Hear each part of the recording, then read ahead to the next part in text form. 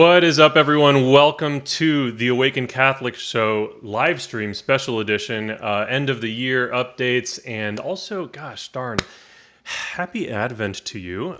And since I probably won't do another show before Christmas, Merry Christmas. Pete FC, Merry Christmas to you all. Thank you, Pete. So yeah, guys, chime in the comments. This is going to be a fun episode. I have a few things I want to cover with you, and it's going to be really great. So without further ado, let's dive into it.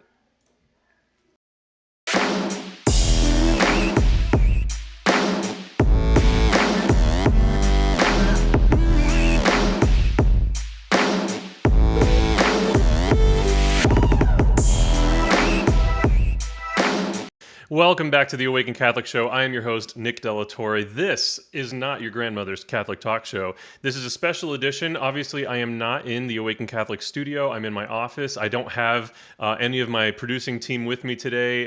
Some of our team members had a funeral, and it's just, here I am in my office. I'm running the show in real time while we do this. Please jump into the comments. Join me there. Kevin, dang, looking good. Thank you, sir. I appreciate that. It's not easy to look this good. You know, it's a lot of work. And so I appreciate that it is appreciated by you. So anyways, without further ado, here is the show. Today, this episode is sponsored by Select International Tours, which I am going to talk a little bit about throughout the episode as well. Select International Tours is just a fantastic organization. Basically the number one premier Catholic pilgrimage company.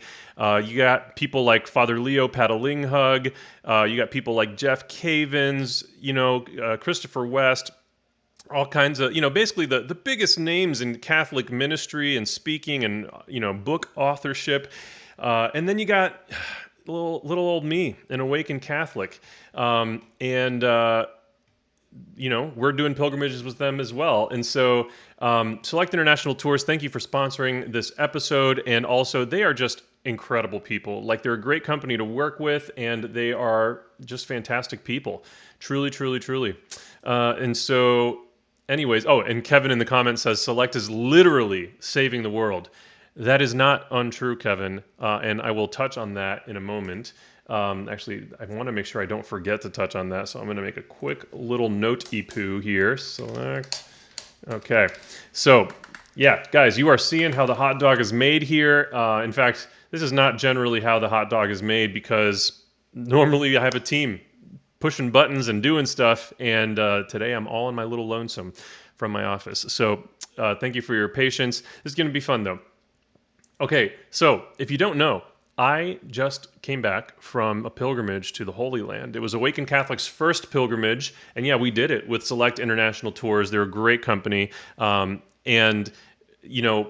far as the ways in which Awaken Catholic's first pilgrimage could have gone, this was like ideal. The Select made it absolutely an amazing experience.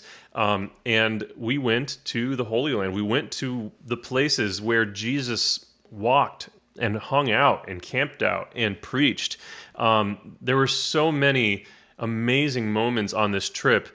And actually, I'm going to try to... I'm going to see if I can pull up in real time here a couple of standout moments. So this is just kind of a teaser, my little discussion here on the Holy Land, because in January, we're going to have 2 whole episodes about this Holy Land trip, because parts 1 and 2. So part 1, it's going to have Father Eric Schild, who was our spiritual leader for the pilgrimage. He was our priest for the trip, and he was absolutely fantastic.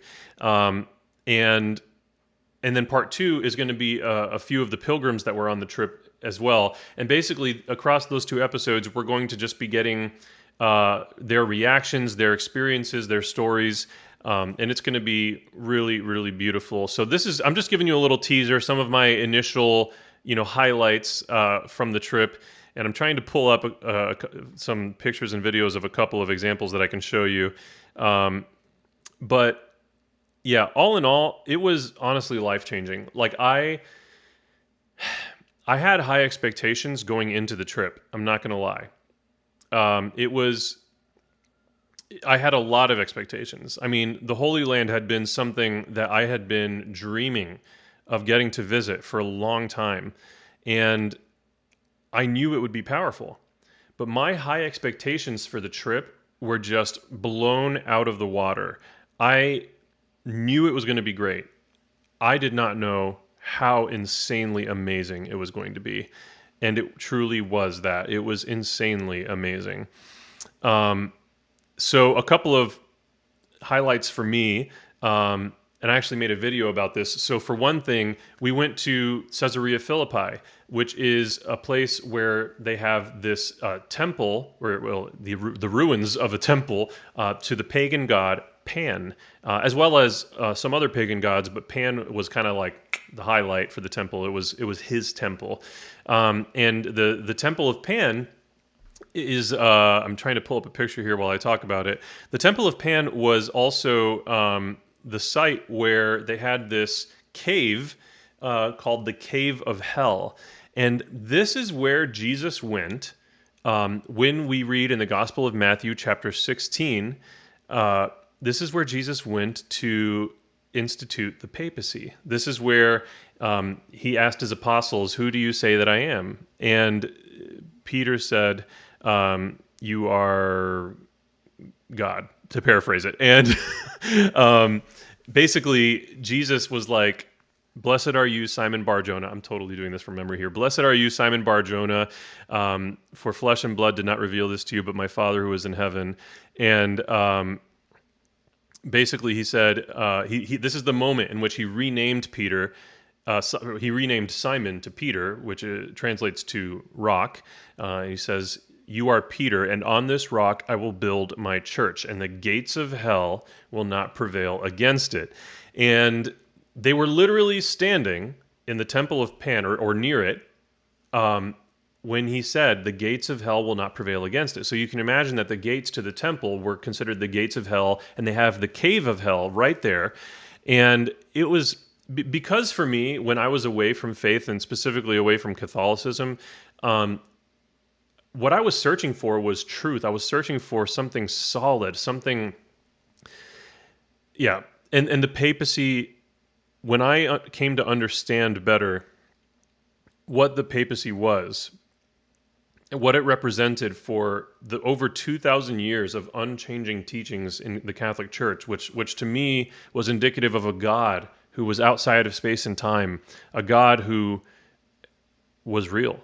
And I was struggling to see that without that type of objective truth and without that type of institutional connection, divinely instituted authority. And man, as soon as my mind and heart were opened up to the papacy, everything changed. So I, for a long time, was so excited to visit Caesarea Philippi because that was such a game changer for me.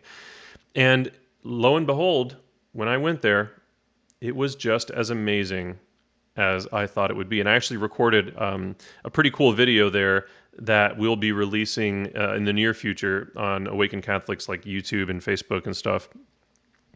Gosh, I took way too many pictures and videos when I was there, but it's going to pay off because we're going to have a great recap video. And I think I'm almost there. Yes. Okay. So I'm going to do a little screen share here. This is if you're just listening to this episode after the fact and you're not watching it, I highly encourage you to look up the video version of this episode because I'm going to show some stuff here that is just really cool. So let me do a little screen share poo.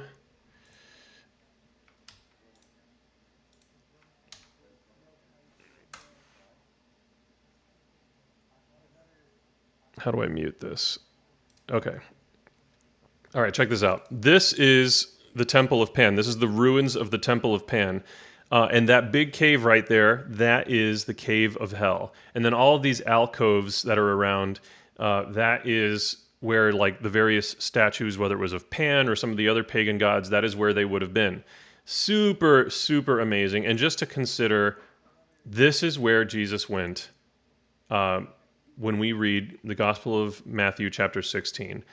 Absolutely wild. So, yeah. Let me see if I can find some other examples here. So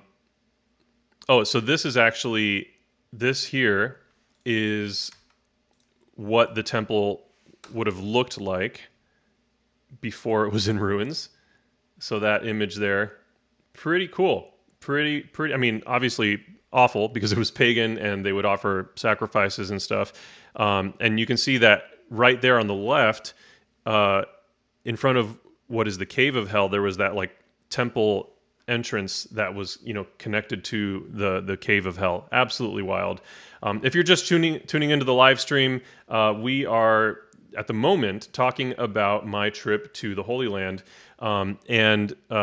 it was so fitting that I wanted to talk about this today because today's episode is sponsored by Select International Tours, who we partnered with to go on this trip.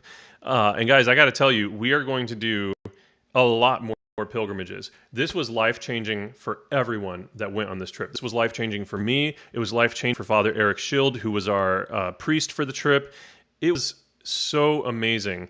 Just to be out, for the first several nights, we stayed on the Sea of Galilee, and I'm going to show you a little clip here of what that looked like. So this is us actually on a boat on the Sea of Galilee, and you got to consider a lot of amazing things happened on the Sea of Galilee. This is where this is where Jesus would have found his apostles and invited them to follow him. This is where they were struggling to catch any fish, and they were struggling all night. And then Jesus is like, "Yo, cast your net on the other side of the boat." And they were like, "What the crap is wrong with you? That's not how this works."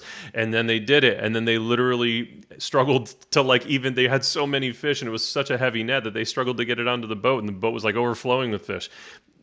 Jesus walked on the water. There's so many things that all took place here. Jesus calmed the storm. So many things. And the Sea of Galilee, guys, has become my favorite location on the planet. I now have such an emotional attachment to the Sea of Galilee. I can't even begin to explain to you how powerful it was. The very first night we were there, I walked up to Father Eric and I was like, "Dude," I didn't say dude, I said Father. I was respectful. I said, "Father, would you be willing to hear my confession?" And we went down to the shore and I laid down my burdens. I confessed my sins on the Sea of Galilee. It was so powerful, so beautiful. I'm seeing here in the comments on the Awaken app. I don't know if you guys knew this. You can actually watch our live streams now in the Awaken Catholic app, in the Awaken app. And if you don't know about the Awaken app, visit theawakenapp.io. Or you just look for Awaken Catholic in the App Store or the Google Play Store. But when we do these kind of live streams and stuff, I'll always give preferential treatment to anyone that's making comments in the Awaken app. So someone here says, this user is PSSCT, says, "Beautiful videos. Thank you so much." Yeah, this is just the tip of the iceberg. I promise you. I got so much stuff here.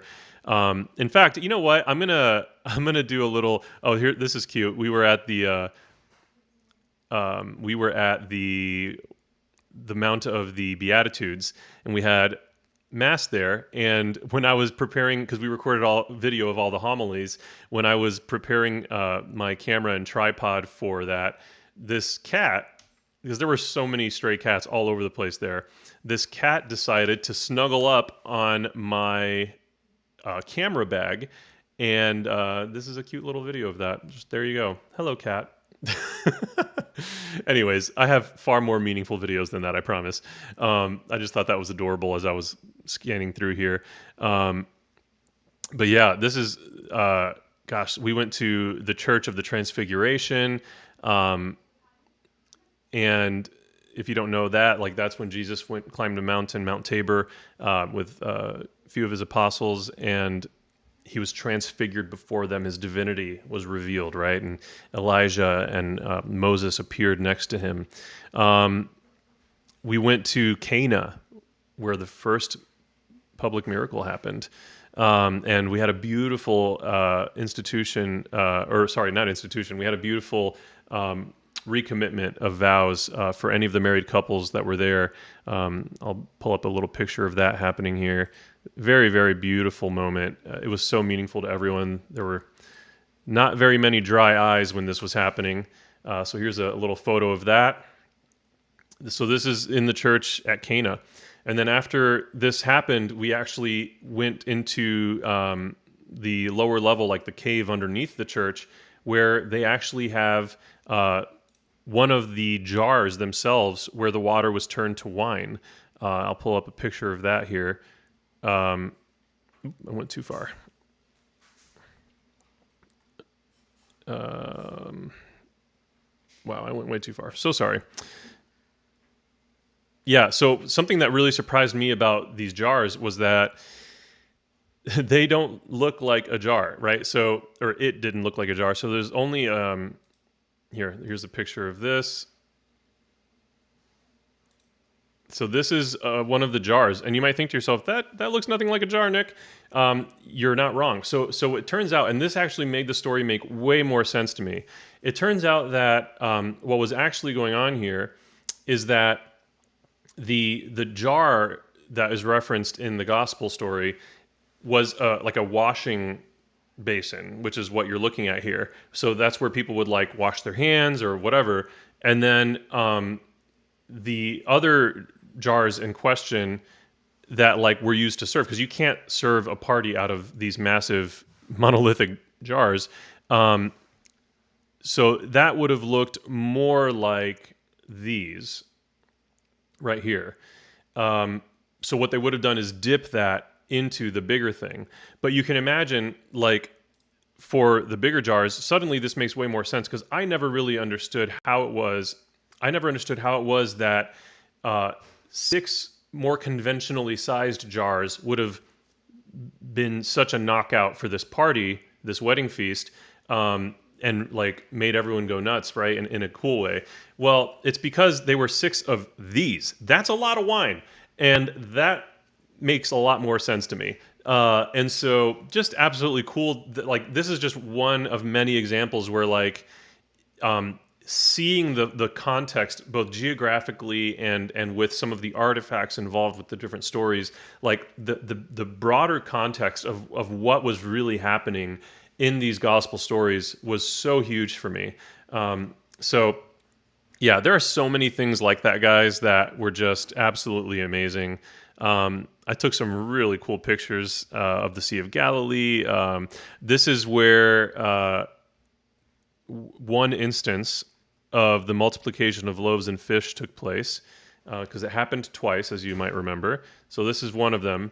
And if you get real close to this image, which I don't think I have a good way to zoom into this right now, or do I? No, it's not going to zoom for you.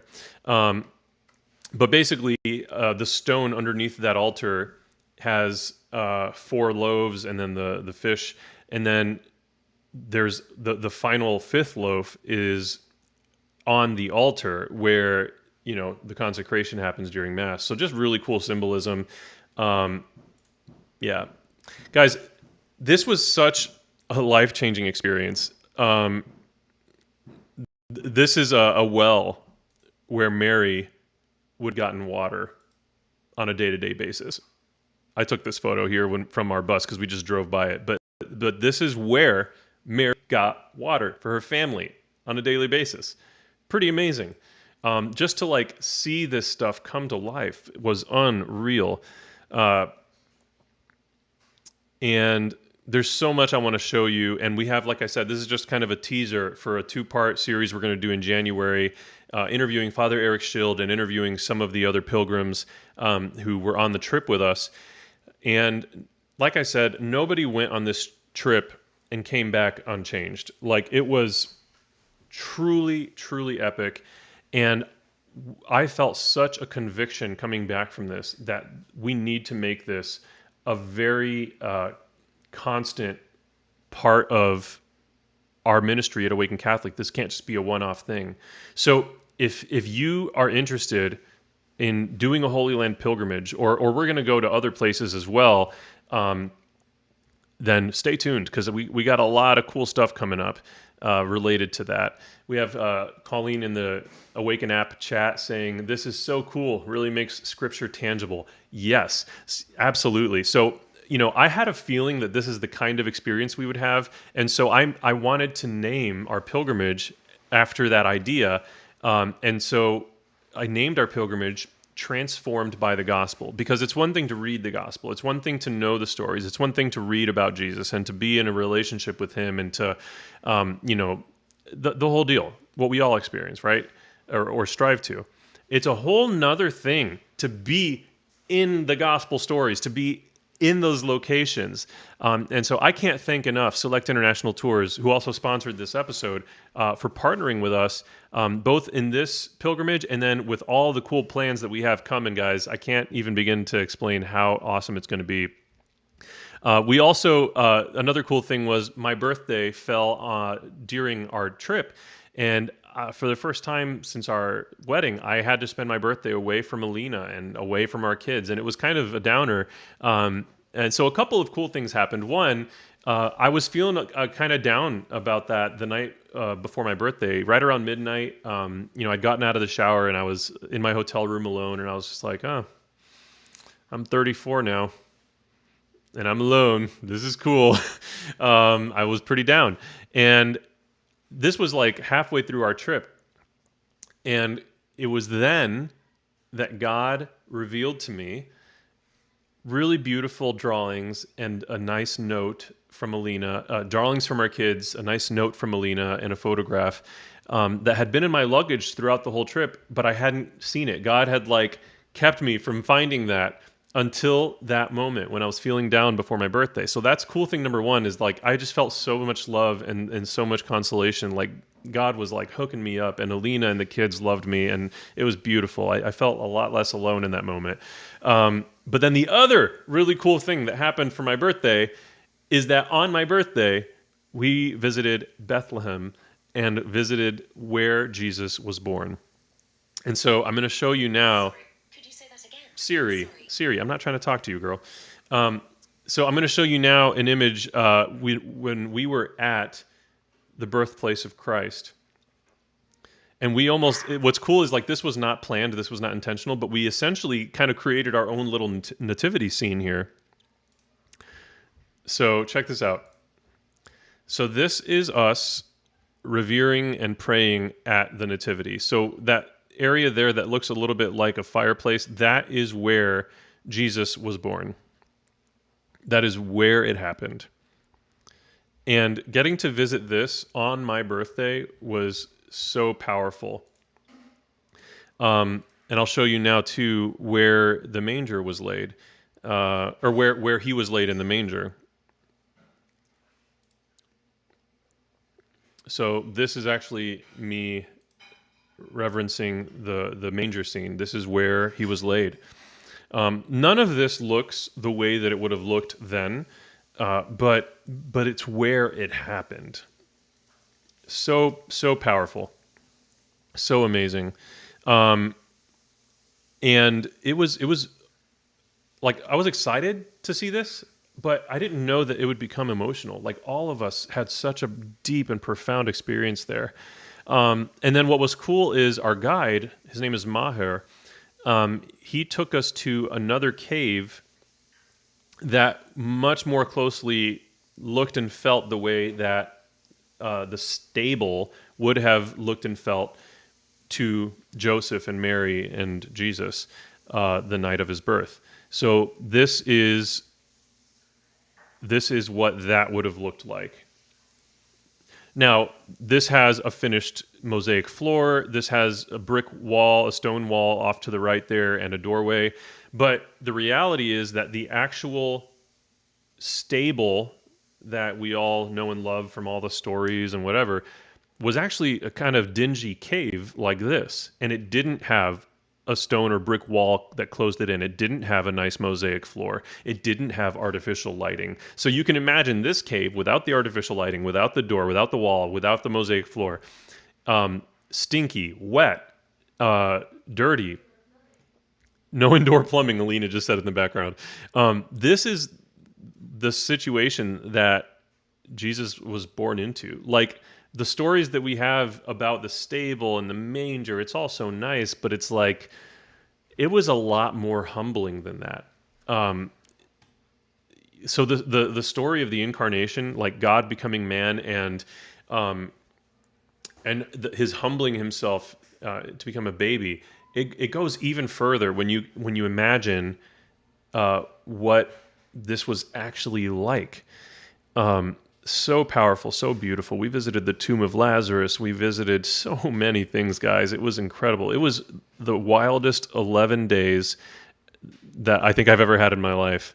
Um, and then also, everybody surprised me with a nice little birthday cake. And then when the waiters brought the birthday cake out to me, literally, instead of like a birthday candle, it was a freaking, what do you call it, a firecracker. This is a little example of that. So when this video starts over, you see the firecracker going off. Look at this. Oh my gosh. And they were all singing happy birthday to me, and they sang it in Arabic and they sang it in English. It was fantastic. It was so I was so blessed there. I met the grandson of the man who discovered the Dead Sea Scrolls. That was insane. So this is actually one of the jars that the Dead Sea Scrolls were found in. Check this out. So huge shout out to Shibli if he's watching this, whether now live or recording in the future. Shibli is an incredible guy, and it was his grandfather that discovered these jars that had the Dead Sea Scrolls in them. So cool. So I'm gonna stop going over all this stuff. We have a really cool recap video that is gonna come out. That'll just be a nice, all-encompassing thing. We might end up having to do it in like 2 to 3 parts because of how much stuff there was, but it was incredible. One of the biggest things for me that was the most life-changing, other than like some of the stuff I just showed you, was observing the way that the Christians there, the Jews there, and even the Muslims there, the way that they live their lives. I was so blown away by. I was so moved by it. Their entire existence is saturated by worship of God. Their lives are their faith. And guys, I love Jesus, and I love the Catholic Church, and I love the healing and the power that I have found here. But even for me, like I'm the president of a Catholic organization. Even for me, I was so convicted by the beauty of the faith life of the people there and how saturated their lives are by a worship of God. I was like, man, I got to do better. Like, I want my life to be for God. Like, every inch of my life, every moment of my life, like, what can I do? Dad, my dad's calling me.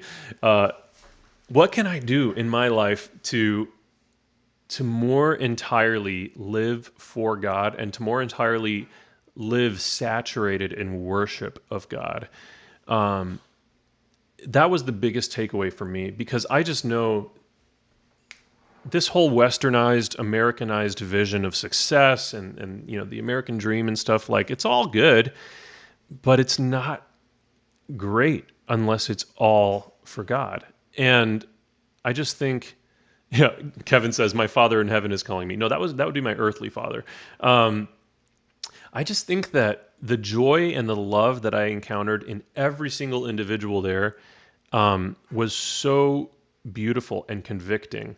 And I have to believe that there are steps that we can take here, even in our westernized culture and all of that we can more entirely turn our lives over to God. And that was a personal conviction of mine that I hope to explore more and to discern more what that can look like for me.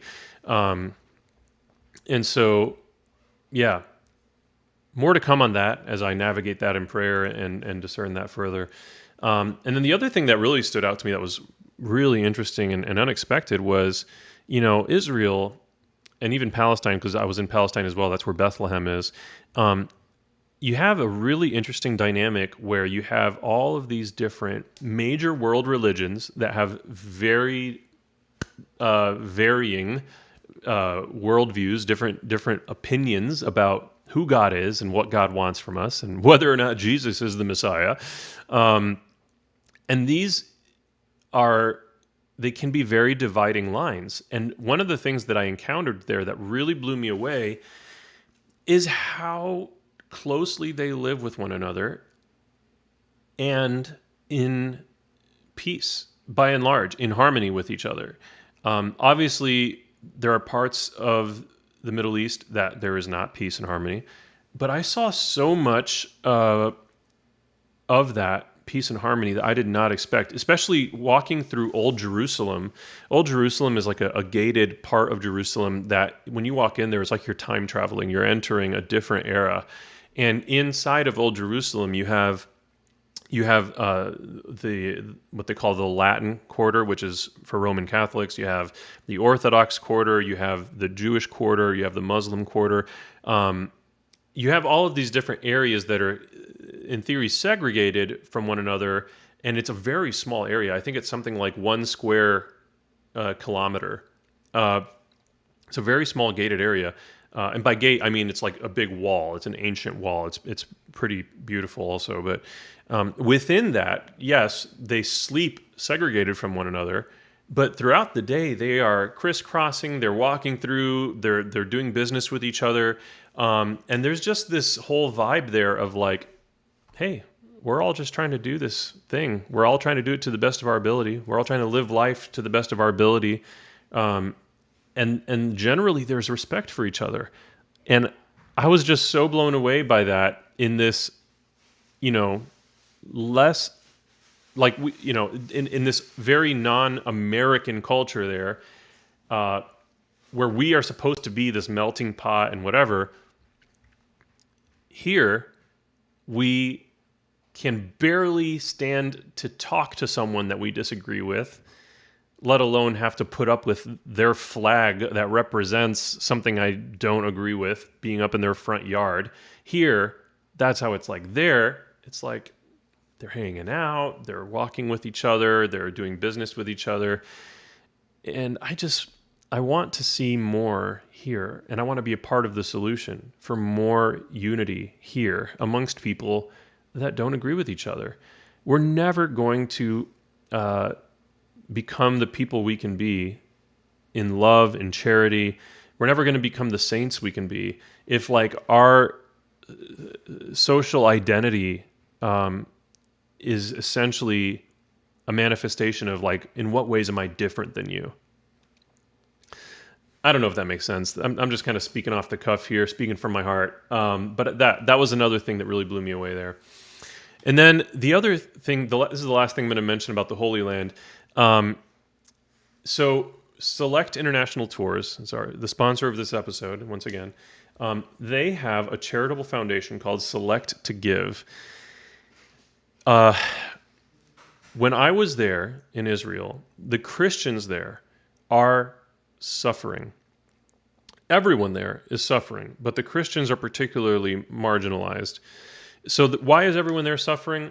Their entire economy is based on pilgrimage and tourism. And in 2 years, for many of them, we were the first pilgrims that they had seen. Again, their entire economy is based on pilgrimage and tourism, and they have had 2 years of none of it. They are struggling. They're struggling financially. The Christians there are struggling, especially in Palestine, but in general, being marginalized because now apparently, from what I have come to understand, Christians represent less than 1% of the population in the Holy Land. That's insane to me. Like the place where Jesus was and started the church, the population is now less than 1%. And why? They're leaving. They're leaving because they're marginalized. They're leaving because they need more of a financial. Sorry, I was reading some of the comments here. They need it to be a part of an economy that isn't based on something that has been obliterated, right? The pilgrimages and tours with COVID. and it's back to being worse again, right? So like as soon as we arrived, they shut the border down again. We like just slipped in at the last second. They need help. They need a lot of help, and so Select International Tours, because they care so much about these people, they started this charitable foundation called Select to Give. I'm going to pull up something about that here. But Select to Give is supporting local Christians there in the Holy Land.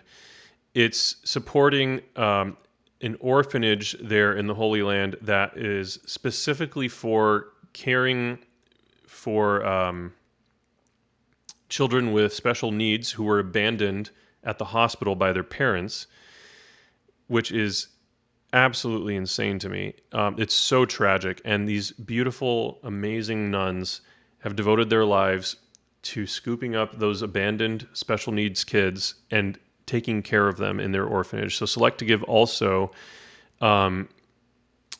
is also supporting that orphanage.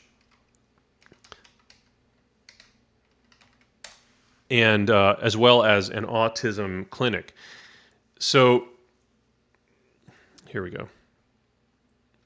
So I've made it, I felt a very strong conviction when we were there to partner with Select to elevate awareness about Select to Give. They really need as much help as they can get. There's a lot of need there, and they are doing such good work.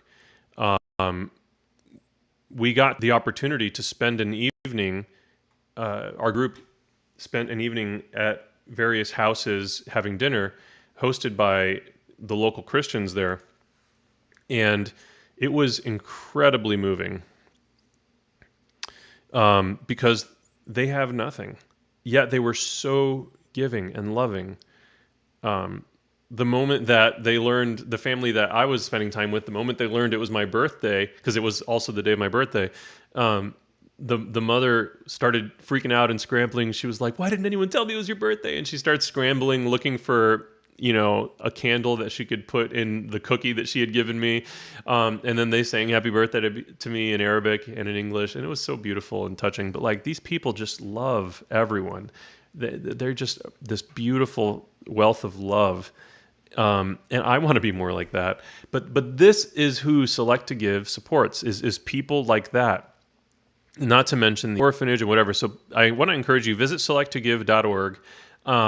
And we have more coming down the road of ways in which we're going to partner with Select International Tours to build up, to continue to build up Select to Give and awareness for it and fundraise for it.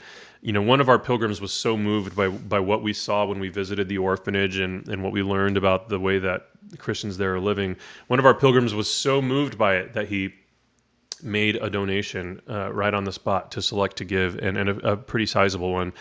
So they're doing amazing things, and they need our help.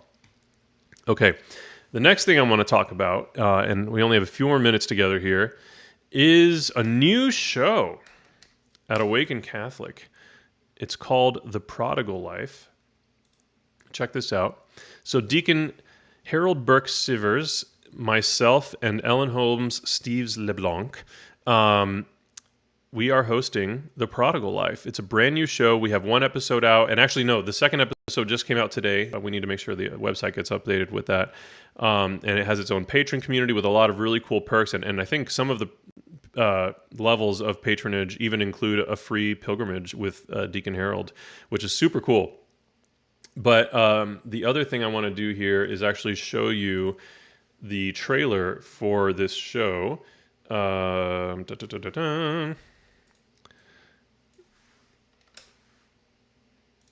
So, what is the page for that? I'm so sorry. Let me... I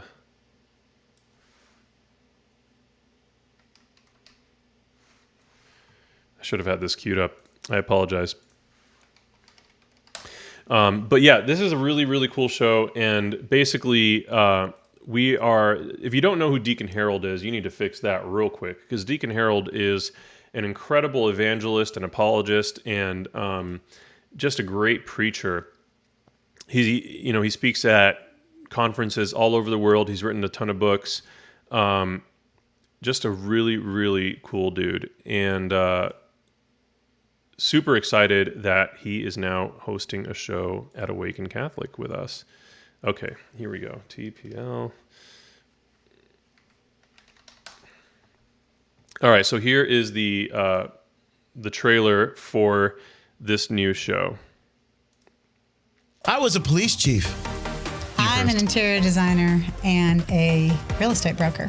I was an opera singing, headbanging, heavy metal singer, womanizing, heretical, agnostic atheist, all around amazing person. And stay tuned. What are we covering today? Jesus' real presence in adoration. Have you ever hated God? What does modesty mean to you? Talking about peace, friendships, The Beatitudes from Matthew chapter 5. Obedience. confessing your sins. Well, the rubrics also doesn't say when you come up to receive communion, you do a tap dance either. It doesn't say that either. You know? But we don't do a tap dance. Right. I mean, what the Second Vatican Council said in Sacrosanctum Concilium, paragraph 22, subsection 3, He would. no one, He would. yeah, no one, not That's even good. the priest, may add, remove, or change anything in the liturgy on their own authority. Amen. I love saying this out loud. My guardian angel is exhausted. He is exhausted. He is like laying on the tarmac going, oh God, please somebody make her sit down for just a little while because I'm tired. When people come to me, for example, for marriage preparation, they come thinking, we're getting married.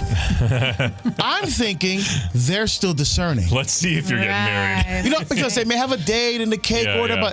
but we're here to discern, is this person that's sitting next to you the person that God has placed in your life to help you get to heaven? God was painfully explicit about making sure we knew it was him and he was asking us to do it. And we, over and over again, throughout the process, we were like, okay, God, but if this is really your will, do this. Do this very obscure, specific thing. And guess what? He would do exactly that. And that happened over and over again with this discernment. So explicit. Ultimately, we didn't do it. Yeah. You know, because you learn that life is not all about you, because we live in a culture that's so self-centered, that's so turned in on itself.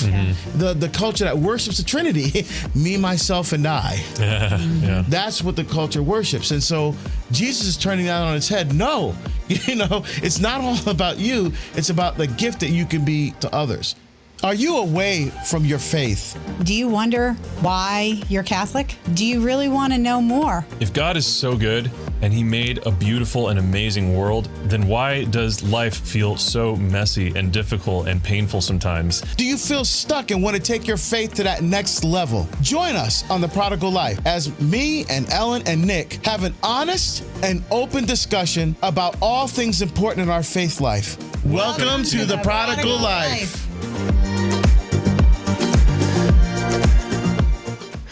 So yeah, that is the show.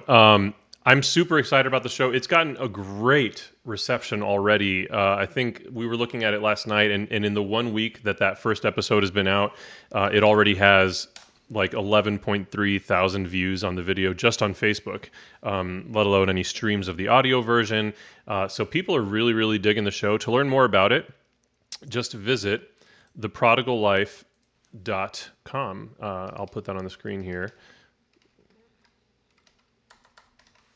So prodigallife.com, and you can learn more about the show, and you can even become a patron and get all kinds of cool perks. And some of those levels even include free pilgrimage, free books by Deacon Harold, all kinds of goodies.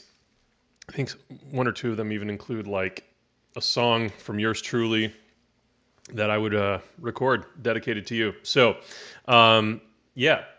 And then the very last thing I want to talk to you guys about is our Kickstart the Mission campaign. Just want to give you an update about where we're at because, gosh, so much good stuff has been happening here at AWAKEN Catholic. And 2022 is shaped to be a ridiculously cool year, guys. I was telling Kevin yesterday, Kevin Jory, 2022, it's going to be the year of AWAKEN Catholic. Like, there's going to be so much awesome stuff happening. So just want to give you a little update about where things are at with our campaign. And it's the end of the year, guys. If you're looking for somewhere to make a tax-deductible donation for your 2021 taxes, and you want to support good work that's being done, then I want to invite you to consider joining us in this mission of the Kickstart the Mission campaign for Awaken Catholic. So here's where we're at. We're at $57,110 of the $100,000 that we are trying to raise to fully fund our ministry. And a lot of great stuff is going on here, guys. There's so much in store for 2022. I can't even begin to tell you because I'm not allowed to until the stuff is more public. But yeah, just I'm so ecstatic about where things are at. Like even the fact that we've raised $57,000. This is so exciting, and to see that people believe in what we're trying to do here, and to see the impact of what we're trying to do here is so encouraging, affirming, and we just want to rock the house. We want to bring hearts and minds to Christ and the church through the work that we're doing here. If you don't know about what our mission is to reach people who are unreached. We want to reach people on the fringes and bring them into truth and healing and the power found in the Catholic Church and in Jesus Christ. So here's what I want to end with. Please consider joining our campaign. Even if you can only give a little bit, or if you can give a lot of bit, it can make a huge difference for us. We are a startup, we're a nonprofit, and we're working on a shoestring budget, and we're doing wild things for the kingdom. And doing as much as we're doing on such a shoestring budget is absolutely bonkers to me. But that's how good our God is. And so please, please, please help us go to that next phase of our ministry going into 2022 as strong as possible. So I want to end with this testimonial that is here on the Kickstarter page, because it really is, it makes me emotional, because it speaks so loudly to our mission and the fact that we're doing it and we're succeeding in this mission. So here we go. I wanted to share with you a testimonial, and I'm going to keep this anonymous, that we received. We get messages almost weekly of people that have been impacted by the media or the events of Awaken Catholic. And this is one that I was getting like choked up reading this, because this really gets at the heart of everything that we're doing, like the reason that we're doing what we're doing. So I'm gonna read this here. I just wanted to say, I've really been enjoying your videos lately. You guys are awesome. Truly, I've had the worst year of my life due to a lot of health issues, severe breathing issues, job-related issues, out of my control, etc. I have to say, the past couple of years since you've been making videos, and by that she means Alina and I before Awaken Catholic launched, specifically in recent months, and that's the Awaken part, it has really reignited my faith again. You do it in a fun, engaging way. I love watching, and I think what you are doing is brilliant. Growing up, I was dragged to church every Sunday. Even though I always had morals, I still hated it. I resented my mother for controlling my life in every way, so when I thought of church, I thought of even more control by her specifically. A lot of dark memories for me in my past and childhood due to fear and being controlled. Years later, I went to church a few times on my own, without telling anyone, just for myself, and I didn't want her knowing. Weird, right?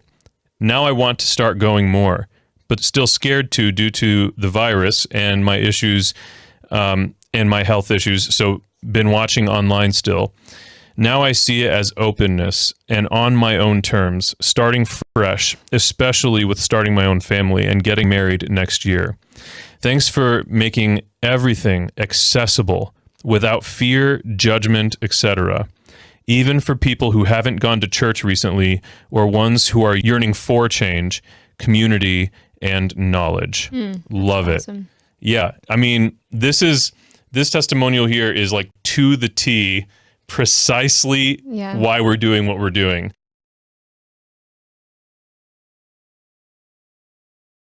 So that makes me very, I'm so moved by that, because that's why we started this. That's why we're doing what we're doing. And if you want to support us in this work, then please consider an end of the year contribution to the Kickstart the Mission campaign at Awaken Catholic. Help us reach our goal. You can make a huge, huge difference in the work that we're doing. And honestly, guys, the best is yet to come. And we've only come this far because of your support. Every dollar that we receive as a part of this campaign, or our donations in general, every dollar of it goes towards pushing this mission forward and bringing hearts and minds closer to Jesus Christ and the Catholic Church. So thank you so much for all of you who have gotten us this far, and for believing in us and praying for us. Literally every single day, we pray for you. We pray for everyone who watches or listens to our content. We pray for everyone who's a part of our patron family, our Awaken Nation, the patrons of each of the shows. And it's all for the kingdom. And I'm humbled to get to be a part of it. So yeah, visit kickstart.awakencatholic.org, or just visit awakencatholic.org, and the link is right there, to learn more about how you can join us in this mission. Guys, thank you so much for joining me for this special edition of the Awaken Catholic Show. And I'm sorry that the production value might have been a little lower since I didn't have the team and I wasn't in the studio. I'm here in my office. But hopefully this was enjoyable for you. It has been great fun to me. And I'm so excited for our 2-part series that'll be coming in January on the pilgrimage that we just had in the Holy Land. And that 2-part series will feature Father Eric Schild and a few of the pilgrims that were on the pilgrimage with me. And so, yeah, just the beginning for Awaken Catholic, guys. So really appreciate you, really love you, honestly. Like I said, praying for you every single day. And before I go, I just need you to know that Jesus loves you. Peace.